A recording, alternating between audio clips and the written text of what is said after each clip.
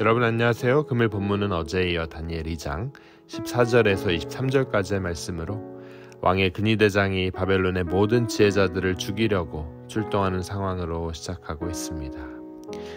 근위대장은 다니엘을 만나고 다니엘은 그로부터 모든 정황을 파악한 다음 그 위기 상황을 하나님께 간구하며 풀어가는 내용입니다. 바벨론의 모든 소식을 들은 다니엘은 우선 꿈과 해석에 필요한 시간을 근위대장인 아리옥으로부터 확보하죠. 그리고 새 친구들을 만나 모든 지혜자들이 죽음을 당하지 않도록 기도를 부탁합니다. 그 후 하나님께서는 밤의 환상으로 은밀한 것을 나타내시고 다니엘은 지식으로만 알았던 세상의 참 주관자이신 하나님을 현실에서 만나 감탄하며 이 능력의 하나님을 찬양합니다. 본문은 크게 근위대장과 다니엘의 만남, 다니엘과 새 친구들의 기도, 또 하나님의 응답, 그리고 응답에 대한 다니엘의 감사와 찬양으로 나눌 수 있습니다. 금일 본문이 이렇게 전하고 있습니다. 왕의 근위대장 아리옥에게 물어 이르되 왕의 명령이 어찌 그리 급하냐 하니 아리옥이 그 일을 다니엘에게 알림해 다니엘이 들어가서 왕께 구하기를 시간을 주시면 왕에게 그 해석을 알려드리리다. 급박한 상황 가운데 다니엘은 이 위기의 상황을 잘 대처합니다. 서리빨 같은 명령을 수행하러 나가는 근위대장을 만나 슬기로운 말로 사정을 묻죠. 그리고 그로부터 자초지종을 듣고서는 자신에게 시간을 주면 꿈과 그 해석을 알려주겠다고 합니다.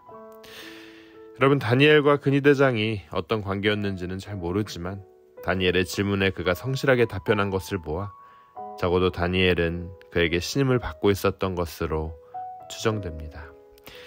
하지만 다니엘은 자신의 목숨이 달린 그 위기 가운데서도 꿈과 해석이 하나님께 속해 있다는 믿음을 가지고 있었어요. 그는 위기에 적극적으로 대처했습니다.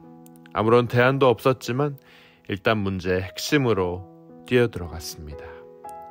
분노한 절대 권력자 앞에 나서 다른 조건 없이 오직 시간을 달라고 간구해요. 겨우 기도하는 시간을 벌었던 거죠. 믿음으로 먼저 담대하게 말하고 그 후 기도를 통해 꿈에 대한 해답을 얻습니다. 참 대단한 믿음이 아닐 수 없습니다. 아무것도 가진 것이 없는데 시간을 벌었고 그 시간을 통해 기도하고 기도를 통해 환상을 받습니다. 다른 사람들은 자기 목숨 하나 구하려고 도망가기 바쁜데 다니엘은 그저 주저없이 계산 없이 일단 일을 저질렀던 거예요. 말씀이 이렇게 전합니다. 이에 다니엘이 자기 집으로 돌아가서 그 친구 하나냐와 미사엘과 아사랴에게 그 일을 알리고 하늘에 계신 하나님이 이 은밀한 일에 대해 불쌍히 여기사 다니엘과 친구들이 바벨론의 다른 지혜자들과 함께 죽임을 당하지 않게 하시기를 그들로 하여금 구하게 하니라. 다니엘은 새 친구들에게 기도를 요청합니다.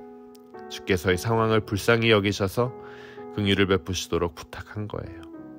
하나님의 긍휼만이 자신과 다른 이들을 살릴 수 있다는 믿음에서 나온 절박한 호소의 행위였습니다. 여러분, 그렇습니다. 기도는 상황의 모든 주인 되시는 주님을 신뢰하는 자만이 할 수 있는 겁니다. 다니엘은 하나님이 못하실 일이 전혀 없으신 전지전능하신 하나님이심을 믿었습니다. 하나님께서 자신과 새 친구를 불쌍히 여겨 다른 교육생보다 더 많은 지혜와 총명을 주신 분임을 그들은 직접 체험했어요. 이 따끈따끈한 현장을 직접 경험한 그는 하나님이 결코 의심할 수 없는, 절대로 신뢰하지 않으면 안 될 분임을 확실히 알았던 거예요. 물론 3명의 친구도 마찬가지죠. 어떤 상황 가운데 있건 여러분, 믿음이 이깁니다. 기도로 그 모든 것을 통과할 수 있습니다. 그리스도인들에게 믿음만큼 중요한 것이 없습니다. 믿음으로 의인이라 칭함을 받고 하나님 나라에 갈 수 있기 때문이에요. 믿음은 바라는 것의 실상이요 보지 못하는 것들의 증거입니다. 그 살아있는 증거가 바로 다니엘이에요. 그가 믿지 않았다면 은밀한 일이 드러나는 역사는 결코 일어나지 않았을 것이고 다니엘 일행은 물론 바벨론의 모든 지혜자들은 몰살되었을 겁니다. 그렇게 되었다면 결단코 다니엘서가 성경에 기록되지 않았겠죠. 하나님을 믿음으로 그 믿음이 그들을 살렸습니다. 다니엘은 행동하는 믿음의 본이 되었어요. 사랑하는 여러분, 금일 말씀을 통해 우리는 무엇을 깨닫습니까? 기도는 바로 능력이라는 사실을 우리는 발견합니다. 기도는 위기를 돌파하는 무기입니다. 낯선 땅, 포로가 된 현장에서 서로 의지할 데 없는 다니엘과 세 친구는 얼마나 모여서 기도를 했을까요? 아마 모이면 죽기 살기로 기도했을 거예요. 거기에서 살아남을 수 있는 유일한 길, 오직 하늘로 열린 길밖에 없었기 때문입니다. 그래서 즉각 친구들에게 중보 요청을 한 거죠. 하늘의 능력과 위로와 평강은 오직 기도의 통로를 통해 임할 수 있습니다. 이들은 이 사실을 누구보다도 잘 알고 체험한 그들이었어요. 그들은 그렇게 살았습니다. 다니엘 공동체의 참 귀한 모습이 아닐 수 없습니다. 나 하나가 아닌 다니엘과 그 친구들, 이 작은 공동체는 이들에게 너무나 소중했습니다. 우리 교회, 내 주변에 있는 믿음의 공동체가 여러분 그래서 중요한 거예요. 내 교회 공동체, 소그룹 모임, 목장이 바로 그런 곳입니다. 내가 먼저 공동체가 귀한 것을 알아야 합니다. 그 가치를 알아야 돼요.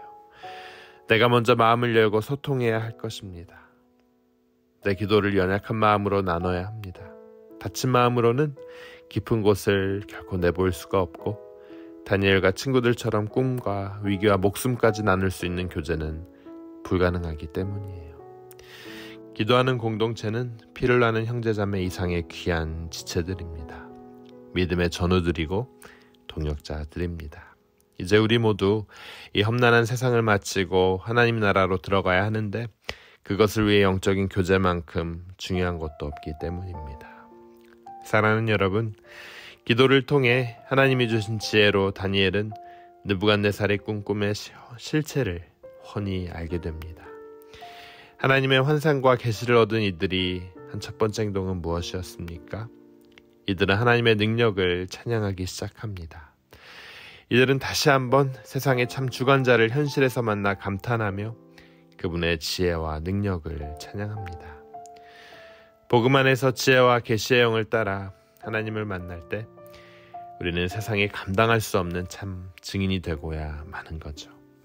하지만 이 모든 것, 그것은 바로 기도를 통해 얻을 수 있었습니다. 여러분, 우리는 참 행복한 사람들입니다. 믿고 기도할 수 있는 하나님이 계시고 또 기도의 자리로 나아갈 수 있는 주변 이웃들이 있기 때문입니다. 비록 화려하고 호화스러운 바벨론이었지만 기도의 대상이 없고 함께 기도할 자가 없었던 바벨론은 마치 시체와도 같은 존재였어요. 사랑하는 여러분, 우리가 11월을 시작하며 다시 한번 기도할 때입니다. 금일 말씀을 통해 하나님께서는 기도의 중요성을 우리에게 다시 한번 보여주십니다. 세상의 왕, 그 강대국 바벨론이 보지 못했던 꿈의 계시, 바로 기도를 통해 다니엘은 알 수 있었습니다. 지존자이신 주님께 내 모든 상황을 내어드리며 그분을 향해 기도하는 여러분 되시길, 또 기도하는 우리 교회 미션포인트 공동체가 되길 주님의 이름으로 축원합니다. 우리 함께 기도하도록 하겠습니다.